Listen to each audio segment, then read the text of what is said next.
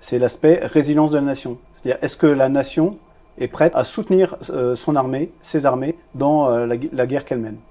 Et tous ces éléments-là, ils sont pensés dans la réflexion militaire avec ce qu'on appelle le M2MC, multimilieu, multichamp, dans lequel on intègre pleinement cette partie informationnelle pour avoir le soutien de la nation, être crédible aussi, et pour pouvoir aussi être capable d'envoyer des messages au profit en fait, des objectifs militaires. C'est vrai que vous faites aussi très clairement la distinction entre le soutien de la nation et la vision qu'on peut avoir d'un conflit au niveau international. C'est-à-dire que ce soit Israël ou que ce soit la Russie au niveau international, elle est décriée, mais finalement, tant qu'il y a le soutien populaire, ça ne les arrête pas.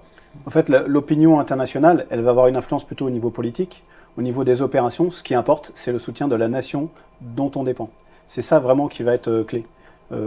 Finalement, je ne suis pas certain que la nation israélienne soit particulièrement perméable à la manière dont le conflit est perçu à l'international. Bien sûr. Et si on regarde maintenant, qu'on prend un petit peu de hauteur, on voit le retour des conflits majeurs en Europe, au Moyen-Orient. On est sur une situation, finalement, la France doit s'y préparer, on le dit.